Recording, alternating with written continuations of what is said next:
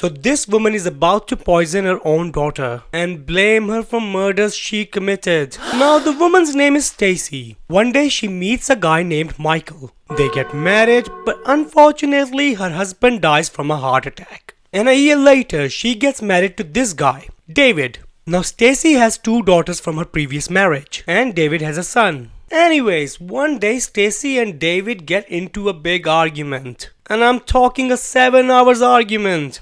Yeah, 7 hours. Well, David goes into the room and shuts the door because he doesn't want to see Stacey at this point. So Stacey and the kids goes to stay elsewhere to give David the time to cool off. 3 days goes by and Stacey hasn't heard from David. So she calls 911 and asks them to do a welfare check on him as she's worried. Police get there.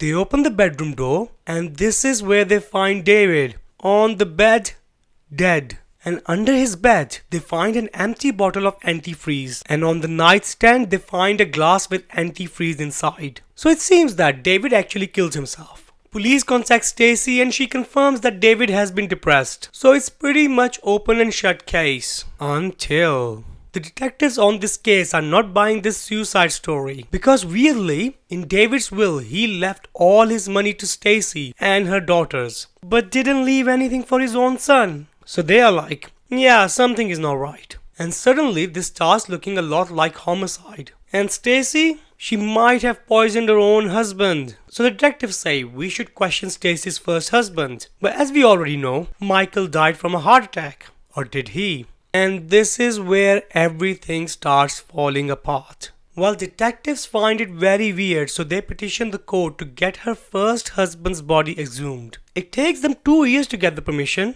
So they finally exhumed the body. And when the autopsy report comes back, the first husband's body is filled with crystals, which is very common thing with antifreeze poisoning. Well, police bring Stacey in for questioning. But here's the thing. While they were questioning Stacey, they showed her the picture and asked her what glass she used to give her husband a drink. And hear this out. It's crazy. She points at the glass and goes, "That's the one I poured the antifreeze in."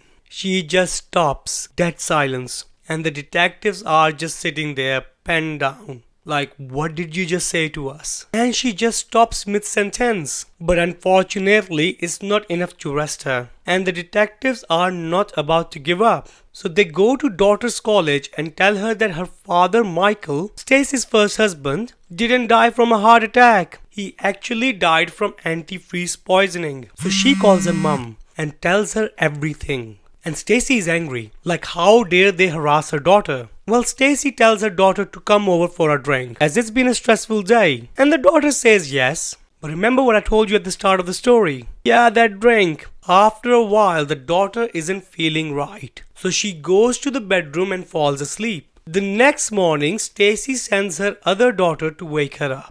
And when she checks on the daughter, she realizes that her daughter is barely breathing. So she runs to Stacey and Stacey calls 911. Police and paramedics arrive. In that room, they find a suicide note. A note supposedly written by the daughter, confessing to both murders. But here's the thing. The daughter is still breathing, so they rush her to the hospital. And they find antifreeze in her too. Well, after a while, the daughter regains consciousness. And the detectives sit down with her to talk about the note. And the daughter looks at them and goes, "What suicide note?" So they show her the suicide note and she says she didn't write that. And she tells them everything. Stacey married her first husband Michael, poisoned him with antifreeze.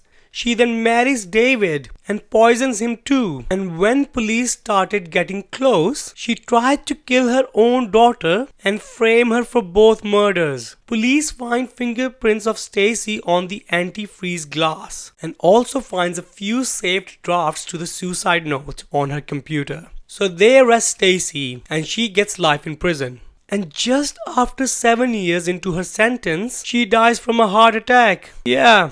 Funny how that works. If you want more stories like this, hit subscribe.